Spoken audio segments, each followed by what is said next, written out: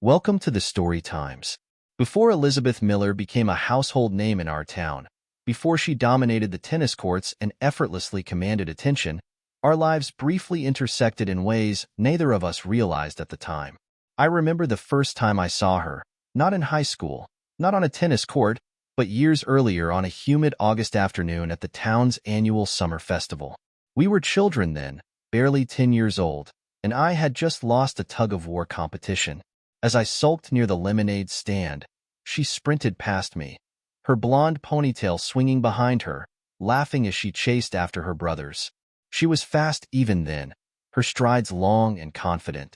That summer my father took me on my first visit to Miller Manufacturing, where he had worked as a machinist since before I was born. But before diving deeper into this story, let me know where you're watching from in the comments below. And if you enjoyed this story, don't forget to subscribe and hit the notification bell so you never miss what's coming next. I didn't fully understand what he did, only that he came home each night smelling of metal and grease. As I wandered through the plant, mesmerized by the towering machines, I caught sight of a girl my age standing near the offices, arms crossed as she argued with a receptionist. Even without knowing her name, I could tell she was accustomed to getting her way. Years passed before I saw her again, this time in middle school. By then, she had transformed into the girl everyone wanted to be or be with. I was just another face in the crowd, too scrawny, too quiet to be noticed. My days were spent sketching machine designs in the margins of my notebooks, while hers revolved around training for the next big match. When high school arrived, the distance between us grew wider. Elizabeth Miller and I attended the same school, though I highly doubted she ever noticed me.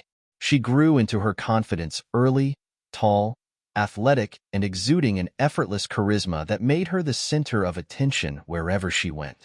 In contrast, I was slow to develop, remaining short and wiry well into my teenage years, practically invisible in the sea of students. While Elizabeth reveled in her striking appearance, embracing every opportunity to stand out, I withdrew into loose-fitting jeans and oversized t-shirts, attempting to fade into the background. At the start of each school year, other girls would eagerly anticipate her latest fashion statements, while no one paid the slightest attention to mine.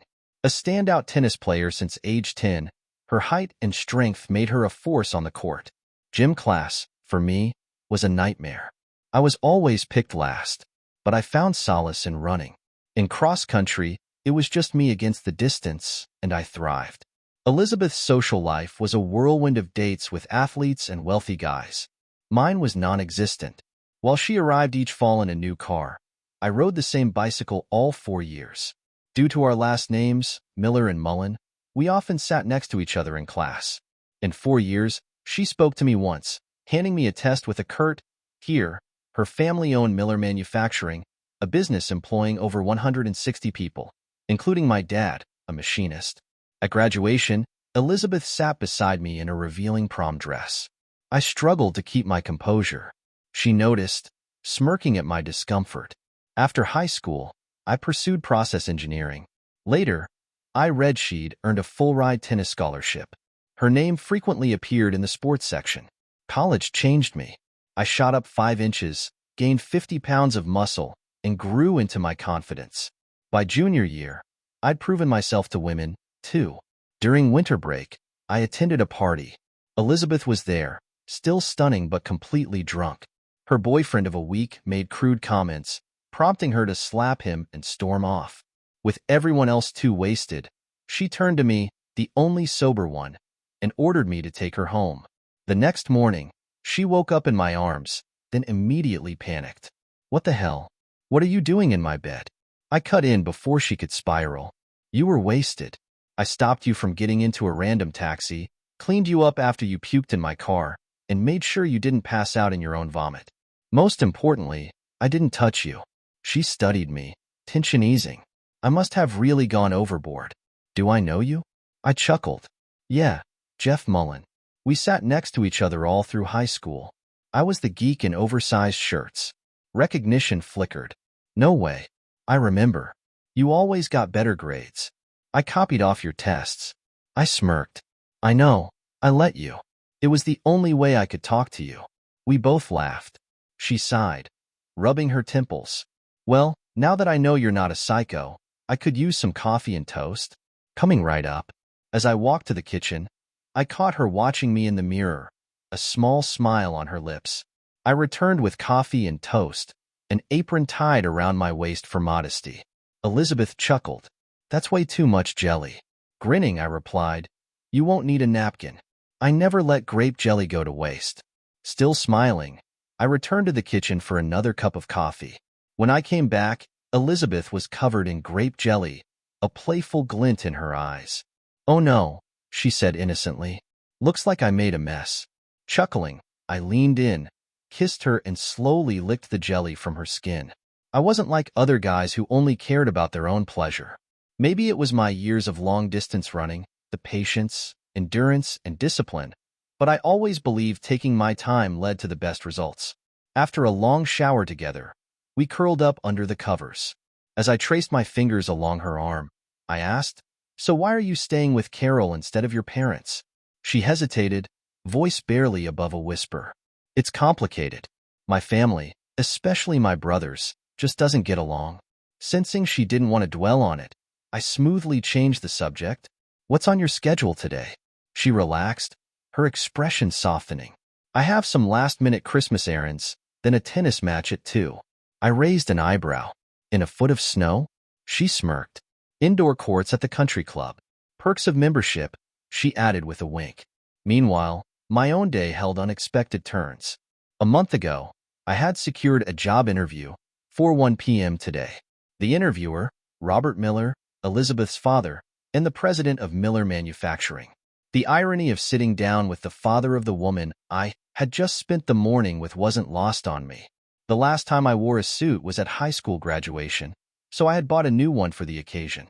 No matter how my morning started, I needed this job. Taking a deep breath, I walked into Miller Manufacturing and greeted my cousin Sally, the receptionist.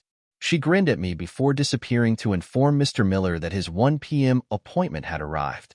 A moment later, she returned with a knowing look. He's ready for you. Stepping into the office, I took in the rich wood paneling and the framed portraits of Mr. Miller and his father. He rose, offering a firm handshake before gesturing for me to sit. Jeff, what brings you here today? He asked, getting straight to the point. Sitting up, I met his gaze. I'm a freshman at State University looking for a summer internship. Miller Manufacturing was my first choice. He arched an eyebrow. Why us? Plenty of companies would be eager to hire someone with your credentials. This town is home, I said sincerely. My family has lived here for generations. My father has worked for your company since leaving the army. I remember touring the factory as a kid, fascinated by the machines. That passion stayed with me, and I believe I can bring real value to your company. I continued. Most graduates with my GPA aim for bigger cities, Chicago, Dallas, Houston, but that's not me. I want to stay here and work for you. I know I have to prove myself, and I'm willing to start at the bottom. My goal is to earn a summer internship and, if I perform well, a full-time position after graduation. Mr. Miller leaned back, studying me. You graduated from the local high school, right? Did you know my daughter, Elizabeth?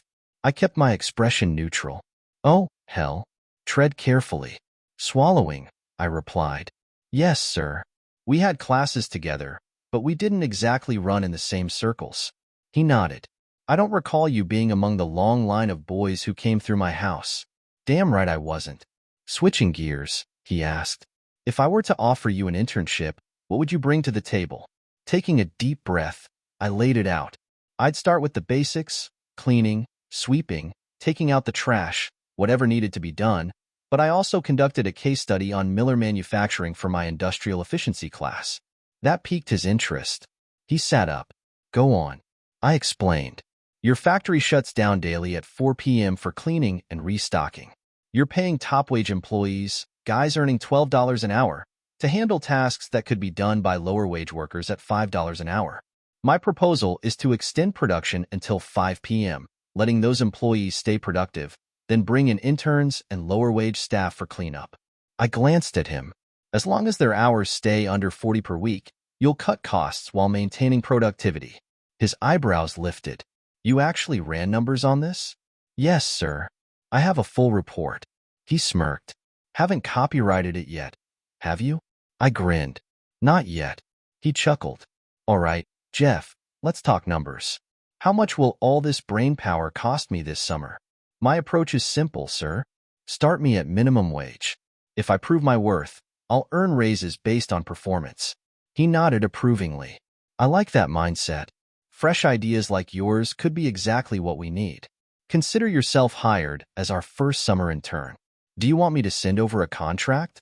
I stood and extended my hand. No need, sir. Your handshake is good enough for me. With a firm grip, the deal was sealed.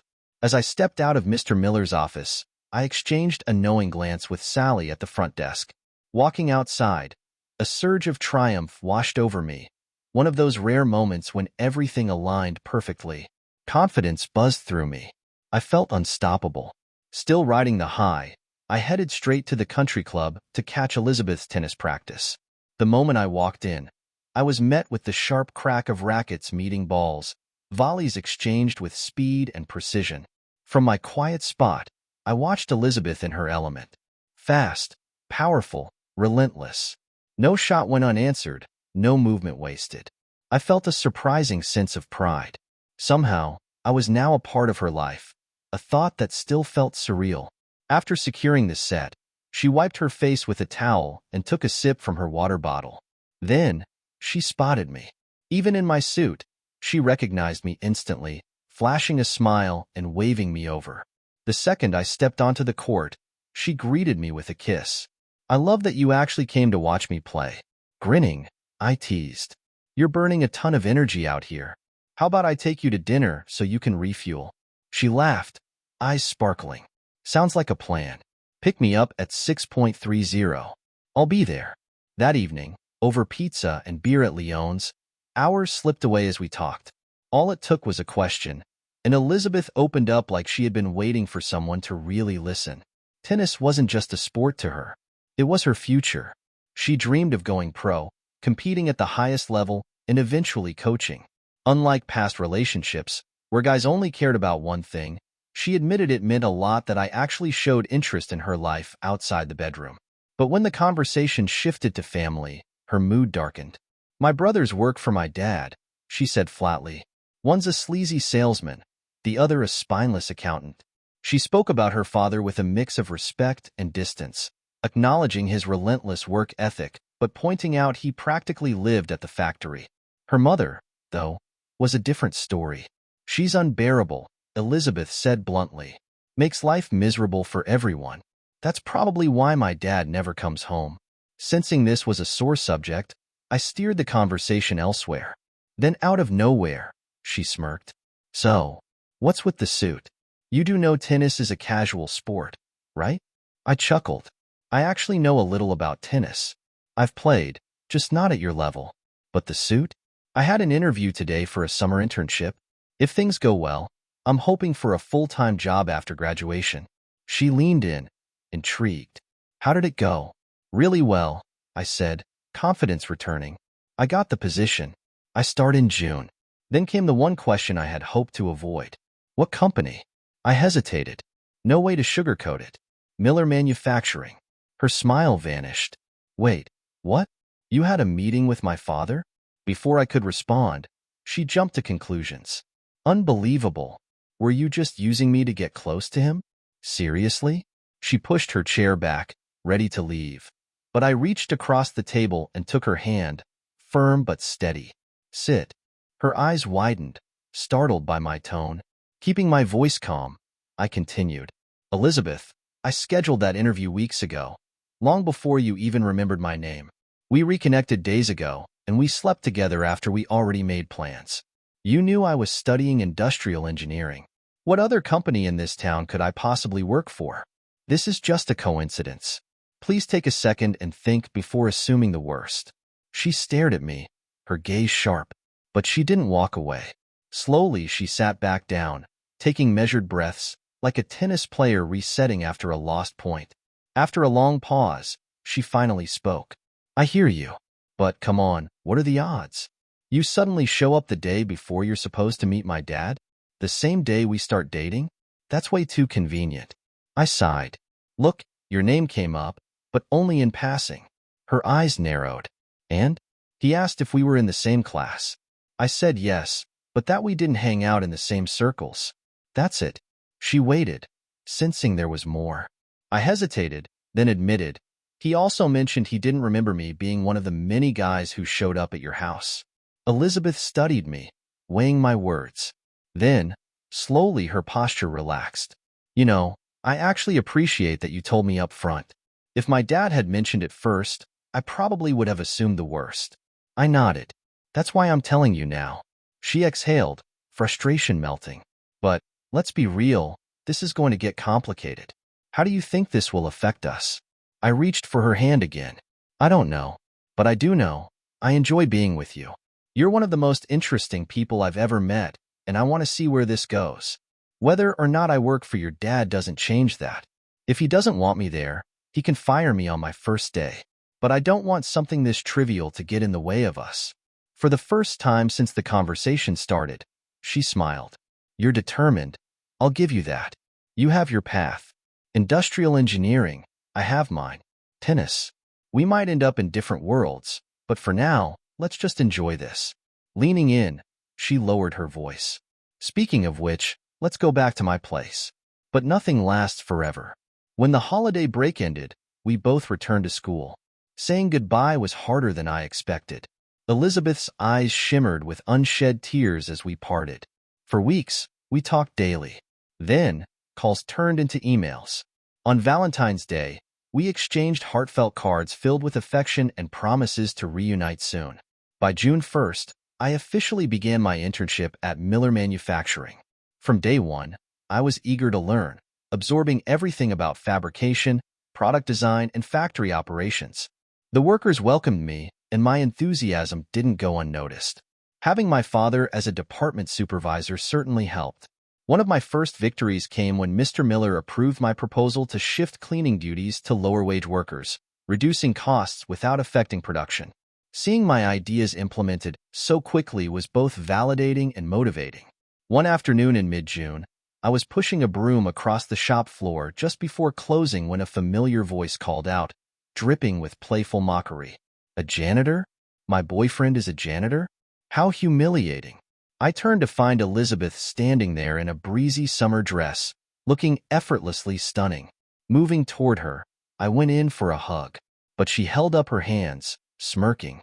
Oh no, I don't hug dirty janitors. Leaning on the broom handle, I grinned. Fair enough. But what if this janitor is also an ambitious intern? Would that earn me a hug? She pretended to consider. Maybe. But only if he takes me to dinner, I laughed. Deal. Time and place? 6 o'clock, my parents' house. She arched a brow. I'm not sure you'll even find your way to the nice side of town, but if you're not there by 6:05, I won't wait. With a teasing smirk, she spun around and walked away, the hem of her dress swaying just enough to make my coworkers chuckle at our exchange. But I wasn't joking. I had a dinner date, and I wasn't about to be late. By 5:45 p.m., I parked outside the Miller estate. Through the peephole, Elizabeth saw me arrive, but didn't immediately open the door. All right, if she wanted to play games, I'd play along. At exactly 5:55 p.m., I walked up to the grand entrance and rang the bell. An elegantly dressed black woman answered, her expression warm but professional. Can I help you? Yes, ma'am, I said politely. Jeffrey Mullen, here to see Miss Elizabeth Miller. A knowing smile flickered across her lips. Yes, Mr. Mullen, Miss Elizabeth is expecting you. Please have a seat. I settled into a plush chair in the foyer. Right at 6 o'clock p.m., Elizabeth appeared at the top of the stairs, her lips curling into a slow, playful smile. I'm impressed, she mused. I half expected you to chicken out. After all, janitors don't usually walk through the front doors of the chairman's estate. Smirking, I shot back, you're right, but summer interns, they absolutely do. She laughed and reached for my hand. Come on, I want you to meet my parents. I wasn't sure I wanted that, but I followed her into the lavish living room. Her father sat reading, her mother fixated on the television. The air was thick with unspoken tension. Father, mother, Elizabeth said smoothly. Meet my companion for the evening, Mr. Jeffrey Mullen. Turning to Mr. Miller, I nodded. "Good evening, sir," he smiled. "Good to see you, Jeff." I then turned to her mother. "A pleasure to meet you, Mrs. Miller." A sharp scoff escaped her lips. "This is your guest, the janitor." Her sneer was barely concealed. I expected better. Elizabeth didn't miss a beat. "Oh, don't worry, Mom. Jeffrey has very high standards. So high, in fact, that you probably shouldn't expect me home tonight." I nearly choked. Was she trying to provoke them? Test me? Before I could react, she tugged my hand. "Come on, Jeffrey. We've spent enough time here." Still reeling, I turned to her parents. "Nice meeting you, Mrs. Miller." "Good evening, sir." Mr. Miller chuckled. "See you at 7:30 a.m., Jeff." "Yes, sir." Elizabeth burst into laughter as we got into the car, but I was still processing what had just happened. "What the hell was that?" I asked. "Why would you put me in that situation?" She smirked. "It was a lesson. For my mother. She needed to understand why we're together. And you handled yourself perfectly. Calm under pressure. Quick on your feet. If I had scripted your response, I wouldn't have changed a word." I exhaled. "Elizabeth, I love spending time with you, whether in bed or out of it, but I'm serious about my job. Your father's company is important to me, just like tennis is to you. I need you to respect that. I support your ambitions. I need the same in return." Her expression softened slightly. "I'm used to getting my way, Jeff, but I'll try to be more mindful of how my actions affect you." Switching gears, I asked. "Speaking of which, I haven't heard from you in weeks. What's been going on?" A playful smirk returned. "They say absence makes the heart grow fonder. Was that the answer you were looking for?" I shook my head. "I just know I missed you." Her gaze softened. "I'm glad, Jeff. That means a lot." At the steakhouse, I raised my glass. A toast. To your return, and to the fact that this town is instantly better with you in it. After we took a sip, I asked, "So, how long have you been back? And why wait until now to see me?" She shrugged. "This trip wasn't planned. My dad needed me to sign some corporate paperwork. Since I'm on the Miller Manufacturing Board, I had to be here." I raised an eyebrow. "You're on the board?" Elizabeth smirked. "Jeff, when you try to impress me tonight, remember I'm technically your boss." She grinned. "I'd hate to give you a bad performance review." Feigning surprise, I said, "Oh, really? I had no idea." She saw right through me. "Oh, come on. I know you did your research before starting at Miller Manufacturing." I clinked my glass against hers with a knowing smirk. She was right. I already knew she and her brothers owned 30% of Miller Manufacturing, while senior employees held another 10%. What she might not have realized, though, was that her father retained full control over voting rights. Since I had an early shift the next morning and Elizabeth was running on little sleep, our night ended sooner than I would have liked. By midday, she was packed and on her way to Wisconsin, where she'd spend the summer bouncing between tennis camps, coaching, babysitting, handling chores, and, of course, playing as much as possible.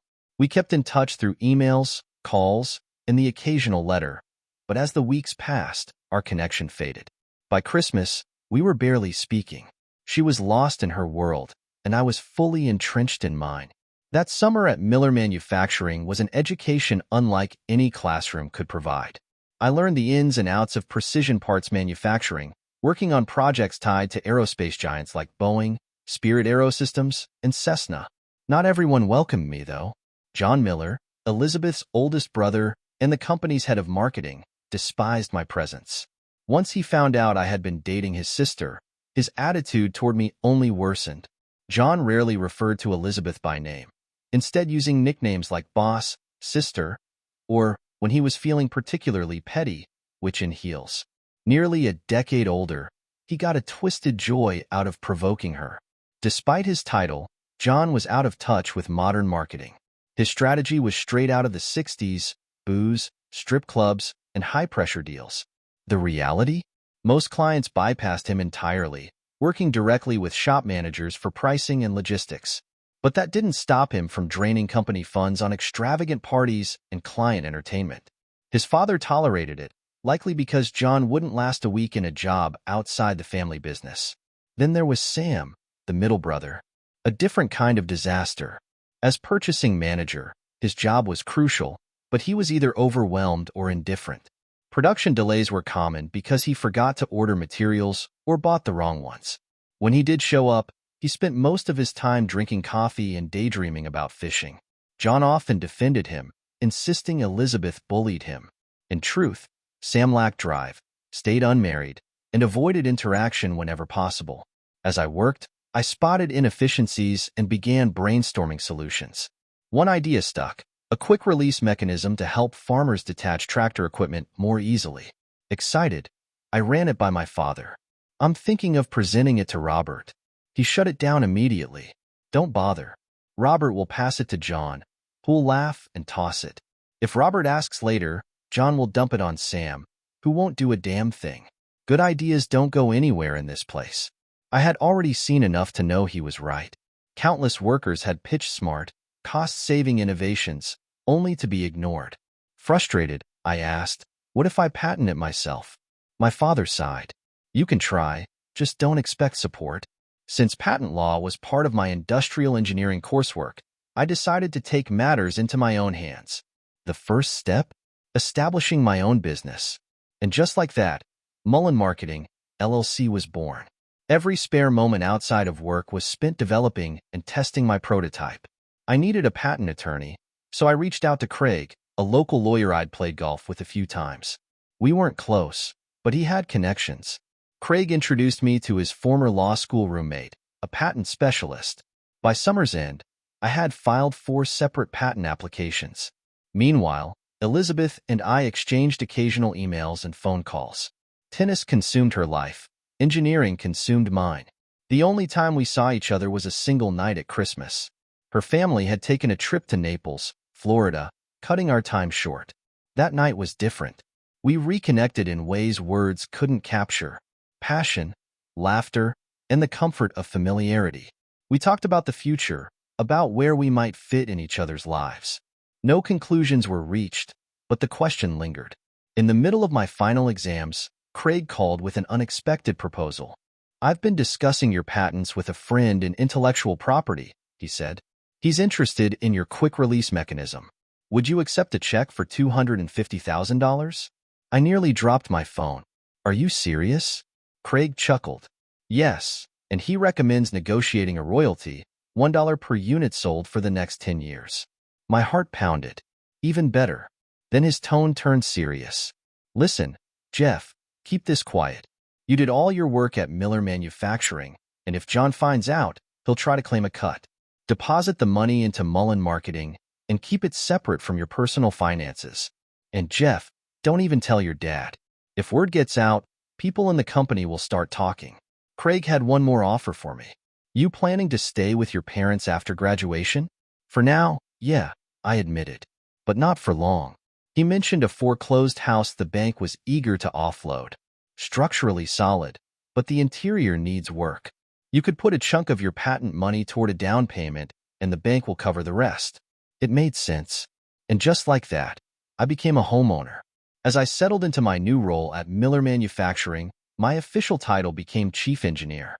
The salary wasn't the highest among my peers, but I saw long-term potential.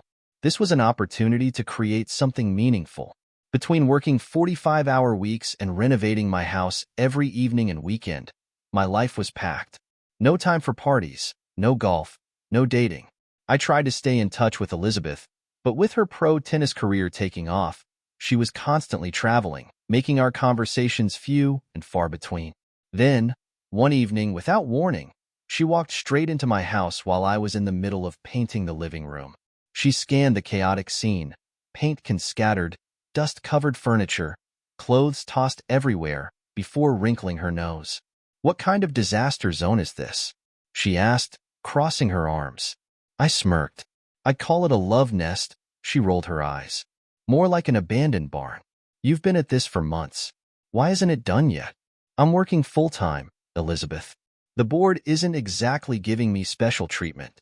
She waved a hand dismissively. "Just hire someone." Then, as if that was settled, she added, "I came here expecting some romance, but I'm not about to do it in the middle of a construction site. Get us a room at the Hyatt." Of course, I didn't argue, and naturally, my cooperation was well rewarded. That summer, Elizabeth kept up her habit of dropping by unannounced between tournaments. She'd breeze into town. We'd spend time together. Then she'd disappear for weeks. One day, while home, she brought a suitcase of laundry over. As she emptied it onto the floor, a pack of rubbers tumbled out. I looked at them, then at her. She grinned and shrugged. A girl can't be too careful. I wanted to be angry, but we weren't married, engaged, or even living together. I had no right to jealousy, so I swallowed my pride. I made it to a few of her tournaments when I could, but something felt off. One afternoon, as we sat together before a match, a group of guys approached her. She dismissed them quickly, and they left with vague apologies like, "Oh, right, forgot. Sorry about that." It didn't sit right. Had I not been there, the conversation would have gone very differently. Meanwhile, my career was thriving. I implemented efficiency improvements at Miller Manufacturing, making the plant more productive and profitable. The deeper I got into operations, the more ideas I had for patents. By the end of my first year, I had saved a substantial amount. My arrangement with Miller Manufacturing was simple. When I developed a new product, I covered the material costs and paid standard wages to build prototypes. In return, Miller Manufacturing got first dibs on the production run. Ironically, I brought in more business than their so-called marketing director. When Elizabeth came back again, my house was finally taking shape. But something was different. She wasn't her usual confident self. She seemed restless, uneasy. She had suffered an injury while traveling. No longer covered by her father's medical insurance, she was stuck. Time off meant losing prize money, and she wasn't eager to go back to her parents' house. An idea hit me. "Why don't you marry me?" I blurted out. She blinked. "What? You'd have health insurance, a quiet place to recover, and you'd be with someone who loves you." I half expected her to laugh it off. Instead, she placed her hands on my face and whispered, "That's really sweet. Thoughtful. You know what? I think I'll take you up on that offer." That was not the response I had anticipated, but I wasn't about to complain. A stunning, passionate woman who loved me and just happened to be wealthy? What could possibly go wrong? Planning the wedding was a disaster. Elizabeth and her mother had always clashed, but this was full-blown war. Her mother wanted a grand social event to impress her elite circle. Elizabeth wanted something small, surrounded by her tennis community and sorority sisters. At one of the so-called planning meetings, their arguing got so intense that no one even acknowledged my mother, let alone asked for her input. Mrs. Miller still called me janitor boy. Eventually, my mother walked out. No one noticed. No one cared. Elizabeth and I exchanged a glance and silently agreed. Vegas. Eloping was the best decision we could have made. We were happier than ever. I focused on my career. She traveled for tournaments, and whenever she came home, we had exactly what we needed from each other. She wasn't making much money, but she managed fine, thanks to her quarterly dividends from Miller Manufacturing. One day I joked, "Considering I'm the one making those dividends bigger, maybe you should share a little with me." She smirked. "You're lucky I haven't fired you and reassigned you back to janitorial duty." A few weeks later, I got a frantic call from Elizabeth. She was sobbing, barely able to form words. "Do you want me to come?" I asked. She said yes immediately. That night, I was on a plane. When I arrived, she was on the couch, an ice pack resting on her elevated leg. She had either torn or severely sprained a ligament. We decided it was best for her to come home and recover properly. Our doctor suspected a strain but scheduled an MRI to be sure. During the pre-scan checklist, the nurse asked, "Could you be pregnant?" Elizabeth laughed. "No, I'm on birth control." The nurse nodded. "We still need a test to confirm." Elizabeth rolled her eyes but complied. Minutes later, she emerged from the bathroom, pale and shaken. "This is wrong," she whispered. "I can't be pregnant. I take my pills and I always use." She cut herself off mid-sentence. My stomach twisted. "Use what?" The nurse, noticing her distress, handed her a second test. Same result. Elizabeth dropped into a chair, stunned. "This can't be happening." I tried to reassure her. "It'll be okay. You were going to be off your feet for months anyway. This just gives you more time to recover." She eventually took a coaching job at a girls' school. Even though she couldn't play, she was an excellent teacher and her students thrived. One team even won their state championship. She also used the school's facilities for rehab, slowly regaining her strength. But if Elizabeth hated anything more than being injured, it was being pregnant. Every day was a struggle. She loathed the changes to her body, resented the discomfort, and found no joy in the experience. Her chest grew noticeably, and when I casually asked if she planned to breastfeed, she shot back, "Not a chance in hell." The delivery was difficult, and she needed extra care afterward. I was there in the delivery room when the nurse announced, "Congratulations, you're the proud mother of 2 healthy baby boys." Still in the hospital, Elizabeth immediately told the doctor she wanted her tubes tied. She had no intention of ever going through pregnancy again. I suggested a vasectomy instead, pointing out it was a simpler, less invasive procedure. She dismissed it without hesitation. "No, I want my tubes tied." Something about her insistence stuck with me. If I had a vasectomy, she could still get pregnant, just not by me. Maybe that was exactly why she wanted to handle it herself. When we brought Cameron and Cody home, my mother and grandmother were already there, ready to help. Elizabeth had no maternal instincts and was relieved to let them take over. My grandmother, in her 70s, adored children and treated the boys like they were her own grandchildren. Elizabeth, of course, saw this as having a free, full-time nanny. Her focus remained on rehab and tennis. Within a year, she was back on the court, fully recovered. Once she was physically able, her schedule revolved around anything tennis-related. Matches, tournaments, clinics, symposiums. She had plenty of money, no job, and no interest in family responsibilities when someone else could handle them for her. I already had my doubts about her loyalty, so I hired a private investigator. Her car was outfitted with GPS and an audio recorder. Her phone was hacked for texts and emails. It was an expensive move, but not nearly as costly as divorce. Her attitude at home made things worse. "The walls are the wrong color. There's not enough closet space. My family heirlooms shouldn't be in storage." Nothing about our home met her standards.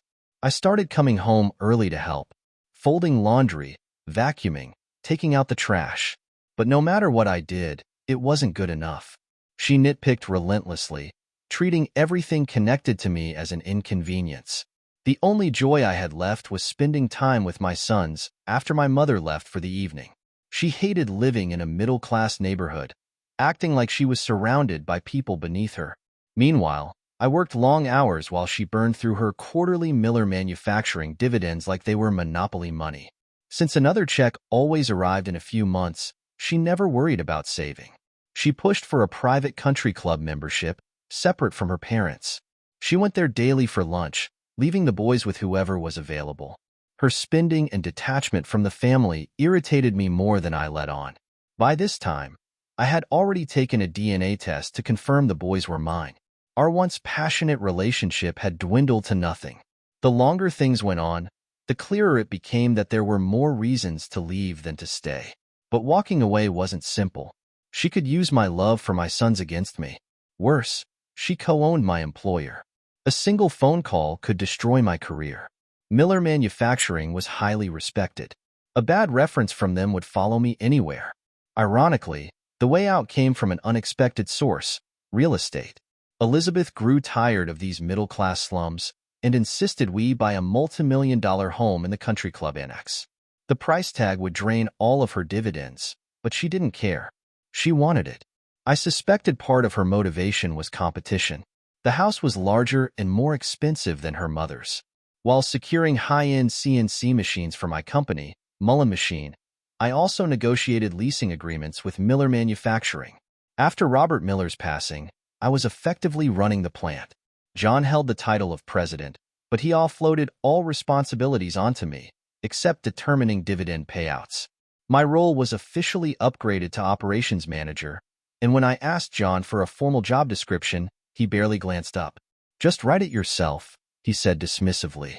That was exactly what I needed. With Craig's help, I drafted a description that gave me extensive operational control, including authority over equipment acquisitions, a key factor in keeping Miller competitive. My spending limit without board approval was set at $500,000. Mullen Machine purchased new equipment and leased it to Miller Manufacturing. Necessary plant upgrades lowered net income, which in turn reduced dividend payouts. My business thrived, but I still needed loans to finance the equipment. At the bank, I asked, if Elizabeth buys this house, will it affect my loan eligibility? The banker didn't hesitate. If you're financially tied to that property, you won't qualify. Elizabeth, on the other hand, couldn't get a mortgage without my income. We were stuck until Craig suggested a postnuptial agreement. The agreement worked like a divorce settlement. I forfeited any claim to her assets, including her Miller Manufacturing stock, and my name wouldn't be on the mansion's deed or mortgage. Instead, I agreed to pay her rent, half the mortgage, plus taxes and insurance. Elizabeth and her lawyer thought they were outsmarting me, ensuring I walked away with nothing but my small LLC. They had no interest in taking half of what they considered my insignificant business. They were blind to reality. Miller Manufacturing stock was declining, meaning her dividends would shrink. She was walking straight into a financial trap, one she had built herself. Her lawyer, in my opinion, was either sleeping with her or desperately wanted to. It was the only explanation for why he let her make reckless decisions without proper legal guidance. But then again, she always thought she was the smartest person in the room. Our financial separation finalized. I turned my focus to something far more important: John Miller's shares. John was drowning in debt, drinking and gambling, living far beyond his means. His wife, Sherry, frustrated with his spending, called me one evening. "Jeff, I don't know what to do anymore. John won't stop. Can you talk to him?" I sighed. "I can try, but you know how he is." When I confronted him, he sneered. "Maybe you should focus on keeping your own wife in line before telling me how to handle mine." I raised my hands. "Fair enough. Just know if you ever need help, I'm here." I had no intention of helping him, just waiting for him to implode so I could buy him out. That moment arrived a month later, when he was arrested for a DUI with illegal substances in his car. Desperate, he called me. "Jeff, I need $1 million fast." His situation was worse than I thought. Along with legal trouble, he owed massive gambling debts to some dangerous people. If he went to prison without paying, he might not make it out. I pretended to hesitate. "I can loan you $1 million, but I need your $6 million in company stock as collateral. You'd have to transfer your shares and voting rights to me." John hesitated. "Can I buy them back later?" "Of course," I said smoothly. "For $1 million, within a year. No interest. But that deal is non-transferable. You can't sell them to anyone else." Too desperate to negotiate, John agreed. Deal. After covering his debts and legal fees, he had just enough left to move to Las Vegas, where he insisted he would become a professional gambler. That was all I needed to know. He'd never be in a position to buy his shares back. To finance the deal, I used my Miller Manufacturing stock and Mullen Machine shares as collateral. Craig handled the legal paperwork and congratulated me. I now controlled 40% of Miller Manufacturing, including employee-held shares. I only needed 11% more for a controlling majority. Sam Miller, meanwhile, was barely present. Some days he didn't show up at all. Other days he just sat in his office, staring blankly out the window. One afternoon, I stepped into his office and asked, "You okay, Sam?" He let out a heavy sigh, rubbing his temples. "I can't do this anymore," he admitted. "It's too much pressure. My doctor has me on the highest dose of antidepressants, and it's not helping. Jeff, I have to get out before this job ends me." I nodded, leaning against the desk. "What do you really want to do?" For the first time in years, a spark flickered in his eyes. "I just want to disappear into my house in the woods. Hunt, fish, no stress, no responsibilities, no people." An idea formed instantly in my mind. "Would you sell me your shares?" Sam shook his head. "I tried, but no one wants to buy 30%. Not with John and Elizabeth involved. They'd screw over any minority shareholder, and if I sold, I'd have to figure out how to invest the money wisely to make it last." I leaned in slightly. "What if you don't sell the shares outright? Instead, I pay you a fixed amount every month for the rest of your life, and you transfer ownership to me." His eyes widened. "You'd really do that?" "Absolutely." He hesitated. "How much?" I met his gaze. "What do you need to live comfortably?" Sam thought for a moment. $10,000 a month would be more than enough." "Done," I said. "I'll handle the paperwork. You can clean out your office and resign whenever you're ready." Relief washed over his face. Thank you, Jeff. You have no idea how much this means to me. Craig nearly burst with excitement when I told him the plan. Jeff, he grinned. Sam would have to live another 50 years for this deal to equal the value of his shares. And let's be honest, he won't last 10. I smirked. Exactly. But he's happy, and that's all that matters to him. For at least the next 10 years, you have complete control over Miller Manufacturing, Craig said, shaking my hand. Congratulations.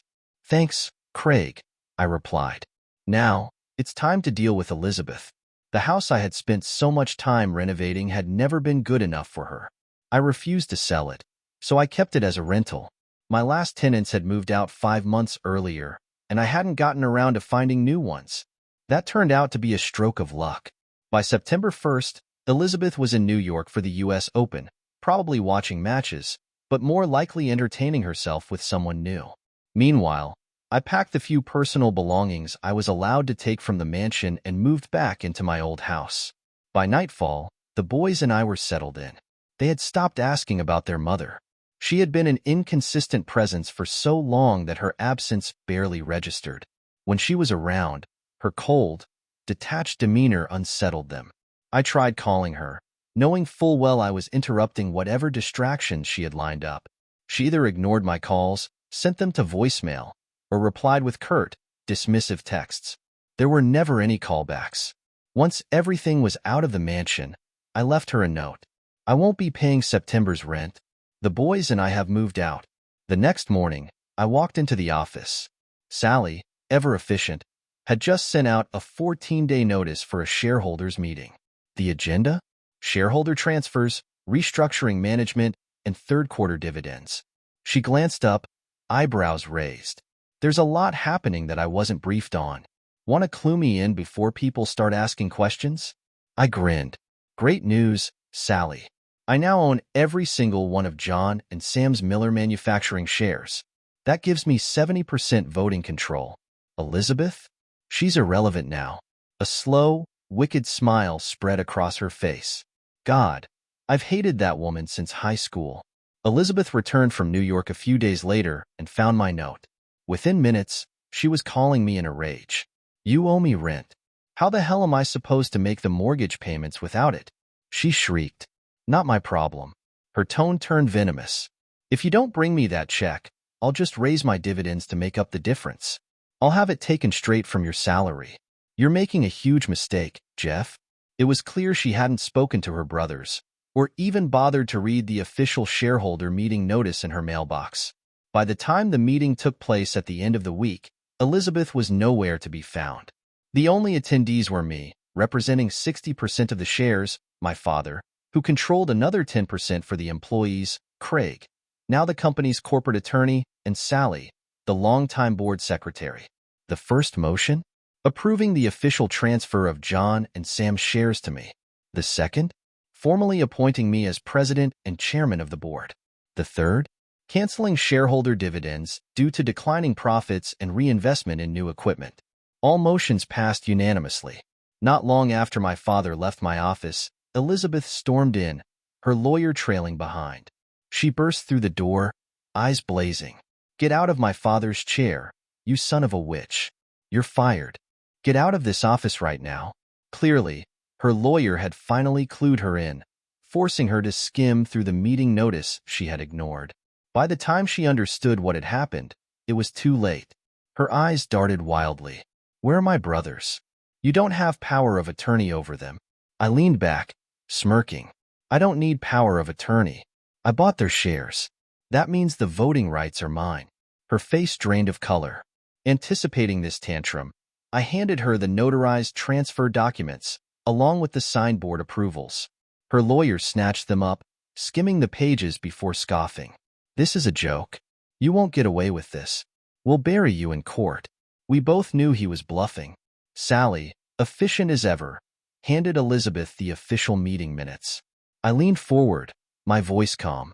Look closely at the share transfers. I'm the president and chairman now. Then I gestured toward the wall behind her. Take a look at the portraits. 3 generations of Miller Manufacturing leadership. Your grandfather, your father, and now me.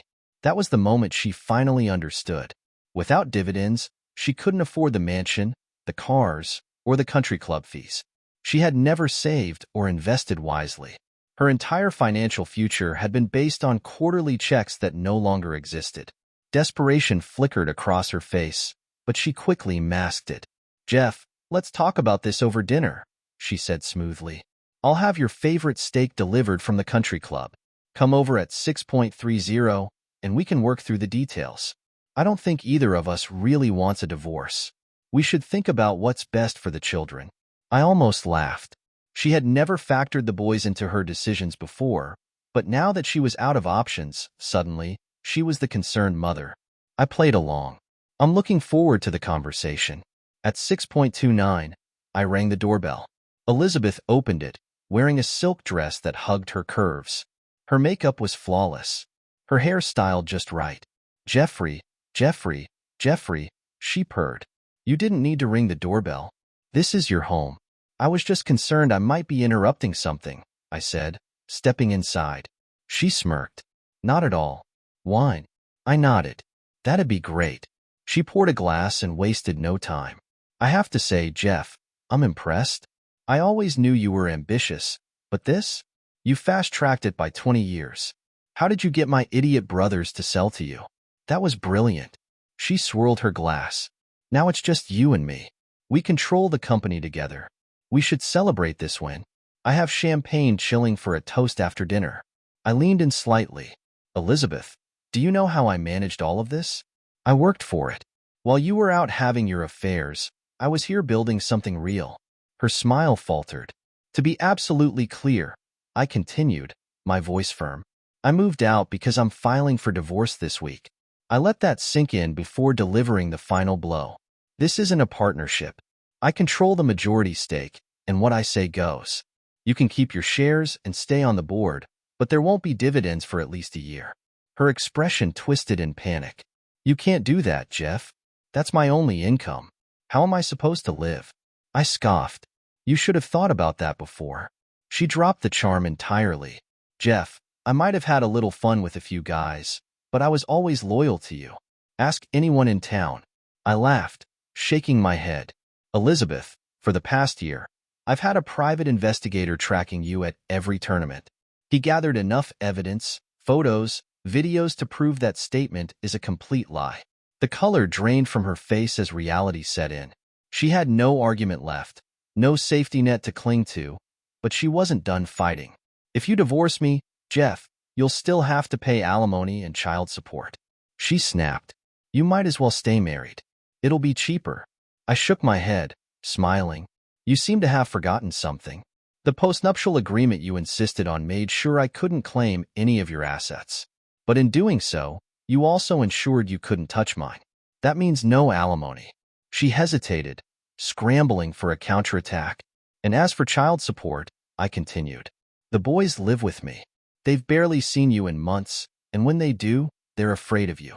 I've kept track of how many nights you actually spent at home. You were gone more than half the year. How do you plan to convince a judge you're their primary caregiver?" Her confidence wavered, but she quickly masked it. "Fine," she said, regaining some composure. "Just give me $6 million for my shares, and I'll walk away." I let out a low chuckle. "Oh, sweetheart, I don't need your shares to run this company. My 70% gives me full control. You only hold 30%. Your stock is worthless to me." Her lips parted slightly as she realized just how badly she had miscalculated. "And let me be clear," I added. "As long as you own those shares, there won't be a single dividend paid out. If I need extra income, I'll increase my salary. If the company does well, the employees will see bonuses before you see a dime."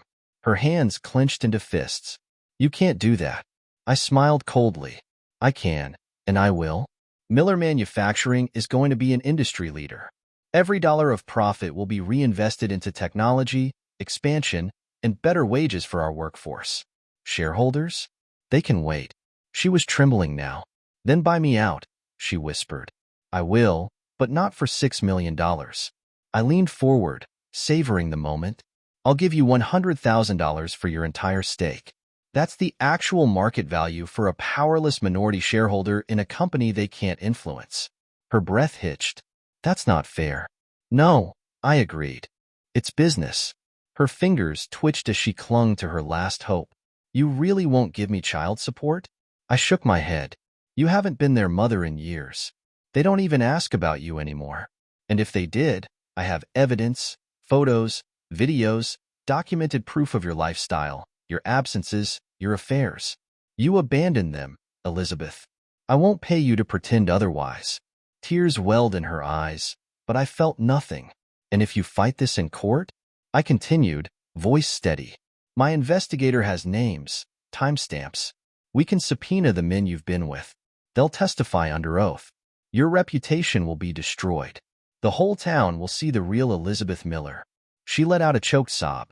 Why are you doing this, Jeff? I love you. I've loved you for years. Why? I exhaled slowly, meeting her gaze one last time. You slept with dozens of men after we got married. You disappeared for weeks, sometimes months. You only ever cared about yourself. The boys and I, we were never a priority for you. I stepped toward the door. Now, you are nothing to us. Turning the handle, I glanced back just once. Goodbye, Elizabeth. And then I walked out. A free man, a happy man, a devoted father. She couldn't afford the next mortgage payment or the Mercedes. She tried selling the mansion, but without a drastic price cut, it sat on the market for months. She had no equity, nothing to fall back on. Eventually, the bank foreclosed. The car was repossessed. Meanwhile, I continued running a thriving, multi-million-dollar company, and I would never have to deal with her again.